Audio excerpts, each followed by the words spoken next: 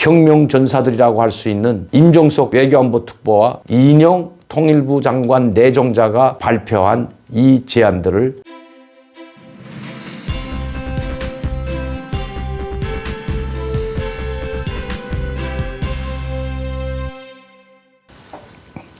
여러분 안녕하십니까? 강명도TV 자유조선을 시작하겠습니다. 남북관계가 교착 상태에 빠진 지 벌써 오랜 시간이 흘렀습니다. 문재인 대통령과 청와대, 정부를 비롯한 이 관계부처 수장들이 바뀌고 그리고 새로운 통일부 장관 내정되었습니다. 물론 국회를 통과해야 되지만 통과되지 않더라도 문재인 대통령은 이인영 내정자를 임명할 것입니다. 또 임명이 필요 없는 통일부 장관 우회라고 할 수 있는 임종석 외교안보 특보도 임명했습니다. 이 두 사람은 여러분들도 아시다시피 전대협 초기 의장들입니다. 전대협이라는 것에 대해서는 여러분들이 나보다 더 잘 알고 있기 때문에 여기서 구구절절 이야기하지 않겠습니다. 저는 이인영 통일부 장관 내정자나 또 문재인 대통령 외교안보 특보로 임명된 임종석 전 비서실장이죠. 전향했다는 말을 들어보지 못했습니다. 그들은 주체 사상으로 무장한 사람들입니다. 특히 임종석 외교안보 특보는 임수경 씨, 성이 같아서 친척인지는 모르겠지만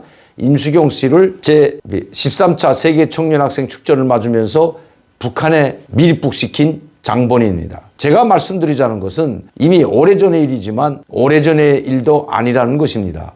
왜냐하면 임종석 외교안보 특보는 전향했다는 말을 듣지 못했습니다. 그 전향이라는 것은 주체 사상을 신봉하던 임종석 외교안보 특보가 학생 시절 당시 주사파로 분류되어 있던 사람입니다. 주사파라는 것은 그 주체 사상을 신봉하던 사람들, 김일성주의자라는 뜻입니다. 한 번도 저는 이분이 전향했다는 말을 듣지 못했습니다. 그리고 주체 사상을 버렸다는 말도 듣지 못했습니다. 주체 사상의 창시자는 김일성이라고 하지만 그 이론을 수립했던 사람은 바로 황장엽 선생입니다.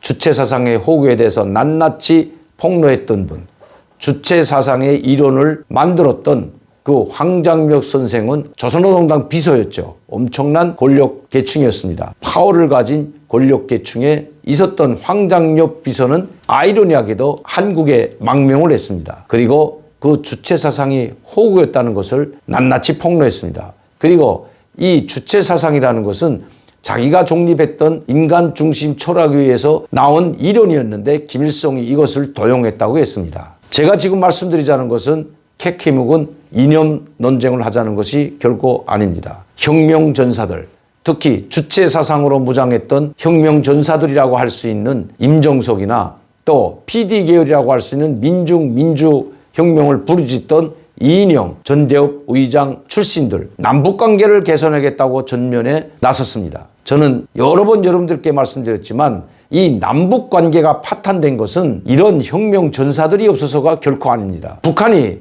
핵을 포기하지 않고 핵 보유국으로 선언한 이상 남북관계는 한 걸음도 진척할 수 없다는 것입니다. 그런데도 북한의 핵에 대해서는 단 한마디도 거론하지 않는 사람들이 누구인지 한번 보십시오. 청와대 비서실장일 때나 지금도 북한의 핵에 대해서는 전혀 한마디도 하지 않고 있습니다. 핵뿐만이 아닙니다. 북한의 인권 문제, 수많은 북한의 주민들이 굶어 죽어가고 있는데도 불구하고 거기에 대해서는 입을 닫고 있는 사람들입니다. 이인영 통일부 내정자도 마찬가지입니다. 저는 북한 인권 문제에 대해서 거론하는 걸 못 봤고 김정은 독재 체제에 대해서 단 한마디도 비판하는 것을 보지 못했습니다. 북한이 미사일을 쏘던 핵실험을 하던 대륙간 탄도미사일을 발사하던 거기에 대해서 단 한마디도 하는 것을 들어본 적이 없습니다. 지금 이 내정자들이 발표하는 내용들을 보면 참 가관입니다. 임종석 특보는 남북한 60개 도시와 자매결연을 맺고 경제협력과 교류협력을 강화하겠다고 합니다. 천만의 말씀입니다. 자매결연이 없고 MOU를 체결하지 않아서 남북관계가 이 지경이 된 것 아닙니다. 지금 임종석은 비서실장일 때 특히 남북정상회담 추진위원회 위원장을 맡았던 사람입니다. 그리고 북한에 특사로 갔다 온 사람입니다. 오늘날 남북관계가 파탄된 주 장본인이 임종석이라고 저는 여러 차례 말씀드렸습니다. 구시대적인 방법으로 즉 주사파의 생각을 가지고 북한을 접했기 때문에 특히 북한과 회담을 할 때 그런 입장에서 했기 때문에 오늘날 남북관계가 파탄됐다는 것입니다. 북한에 아부하고 북한의 비율을 맞춰준다고 북한이 지금은 좋아할 그런 상황이 아니라는 것입니다. 김일성, 김정일 때는 몰라도 김정은 시대에 들어와서 김정은을 찬양하고 북한을 찬양하고 북한의 입맛에 맞는 좋은 말만 해준다고 해서 좋아할 북한이 아니라는 것입니다. 김정은이 아니라는 것입니다. 지금은 그들이 최대 위기에 몰려 있습니다.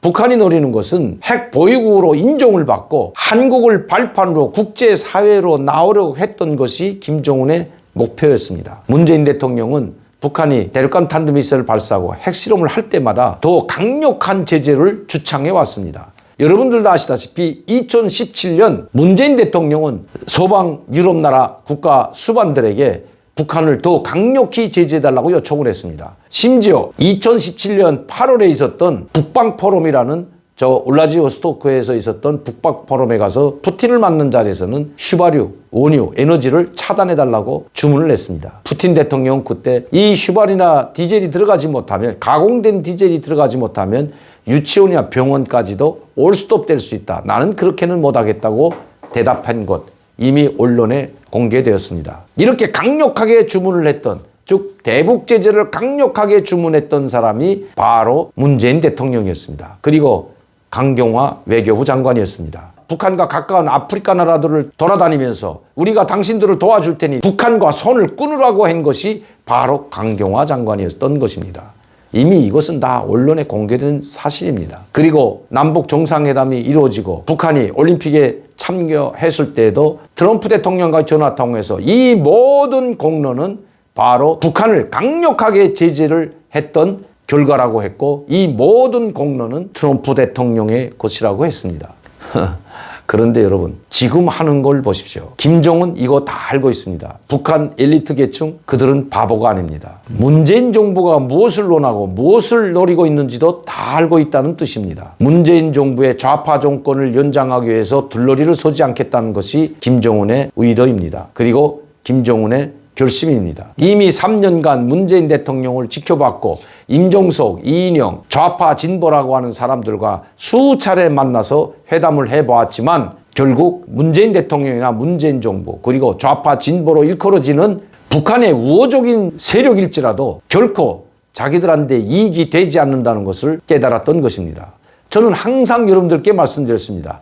이 남북관계가 파탄된 기본 장본인은 바로 임종석이라고 했습니다. 구시대적인 발상으로 접근했기 때문입니다. 지금은 80년대 초, 80년대 중반이 아닙니다. 지금은 2020년입니다. 벌써 그때로부터 40년이라는 세월이 흘렀습니다. 김정은은 핵무기를 보유한 상태에서 국제사회에 나오려고 하고 있습니다. 그리고 국제사회와 함께 또 국제사회의 도움을 받으려 하고 있습니다. 미국과 국제사회는 이것을 용납하지 않고 있는 것입니다. 아무리 북한이 우호적이거나 친북 세력일지라도 이 흐름은 막을 수가 없는 것입니다.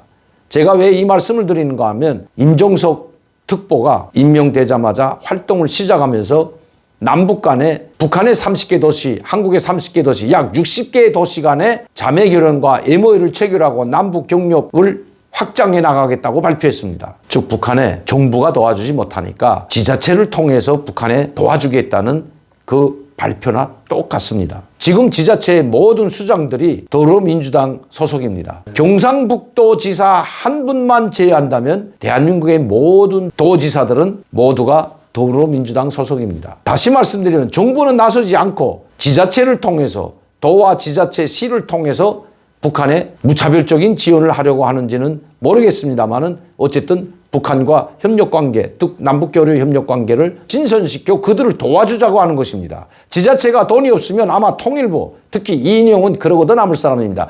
통일부에 있는 남북교류협력기금이라는 돈이 수천억이 잠재되어 있습니다. 이 돈을 아마 지자체들에 분할해서 북한을 도와주려고 할 것입니다. 그러나 그것은 천만의 말씀입니다. 그것은 통일부 장관의 내정자인 이인영의 생각인지는 몰라도 만에 하나 그렇게 된다면 국제사회가 우리를 지켜보고 있고 미국이 우리를 지켜보고 있습니다. 그렇게 해서 눈 감고 아웅하는 식으로 지자체를 통해서 북한을 지원하게 된다면 그것도 한두 푼이 아니고 수많은 돈이 북한으로 흘러들어가게 된다면 그 지자체는 바로 세컨더리 보이콧을 맞을 수도 있기 때문입니다. 그것을 아는지 모르는지 지금 이인영 내정자와 임종석 특보는 물인지 불인지 모르고 행동하고 있다는 것입니다. 그렇다고 해서 김정은이나 북한 정권은 절대 그들과 손잡고 남북관계를 다시 좋은 관계로 되돌리지는 않을 것입니다. 왜냐하면 북한이 노리는 것은 얼마간의 식량을 지원받고 지자체들로부터 농사, 농기계 이러한 소규모의 지원을 받자는 것이 결코 아닙니다. 그들이 노리는 것은 핵무기 보유국입니다. 이것이 첫 번째이고, 두 번째는 미국이 적대시 정책을 벌이라는 것입니다. 이제는 유엔 안보리 제재가 아니라는 것입니다. 이미 북한은 여러 차례 이것을 명시했습니다. 그리고 김정은의 입이라고 할 수 있는, 김정은을 대신한다고 할 수 있는 김여정을 통해서 벌써 여러 차례 성명을 발표했습니다. 미국이 대조선 적대시 정책을 벌이지 않는 한 우리는 핵무기를 더욱 강화 발전시켜 나가겠다는 것이 북한의 입장이라고 분명히 밝혔습니다. 이 상황에서 임종석 특보나 이인영 통일부 내정자가 아무리 북한과 협력 관계를 외치더라도 결코 한 발자국도 나갈 수 없다는 것입니다. 물론 미국과 국제사회의 제재를 뿌리치고 국제사회의 눈을 피해서 쌀을 지원하고 비료를 지원하고 농기계를 지원할 수는 있습니다. 그러나 그렇게 된다면 대한민국 경제가 위태롭게 될 수가 있습니다. 특히 임종석 특보나 이인영 통일부 내정자는 유엔 제재에 저촉되지 않는 범위 내에서 한다고 하지만 대다수가 유엔 제재에 저촉되는 것입니다. 대량으로 들어갈 당시 그것은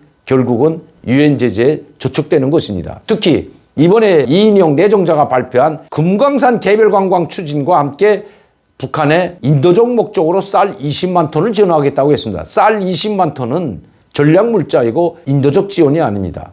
이거는 수십만 톤이 북한에 들어가기 때문에 외화로 계산해도 수억 달러에 달합니다. 특히 우리 쌀값으로 계산한다면, 대한민국이 수매하는 그 쌀값으로 계산한다면 엄청난 액수에 달합니다. 이런 돈이 북한에 들어간다면 이것은 유엔 제재에 저촉되지 않는 것이 아니라 유엔 제재를 난폭하게 위반하는 행위로 될 것입니다. 특히 금강산 개별 관광 문제는 이미 이인영 내정자가 이야기하기 전에 벌써 김연철 전 통일부 장관이 통일부 장관으로 임명되자마자 발표한 것이 바로 북한의 금강산 개별 관광입니다. 추진하려고 했지만 어디에서 걸렸는지 딱 막혀버렸습니다. 북한에서 걸린 것입니다. 북한은 바로 김현철 통일부 장관이 금강산 개별 관광을 발표하자 그 다음날 그따위 개별 관광 우리는 받지 않겠다고 단호히 뿌리쳤던 성명을 발표한 것 여러분들도 아실 겁니다. 우리가 금강산 관광에 목이 매서 이런 것이 아니라고 한마디로 거절해버렸습니다. 아직도 정신을 못 차리고 있는 운동권 출신들의 이 어리석은 행동들은 바로 우리 대한민국 국민을 분열시키고 국론을 분열시키고 국민들에게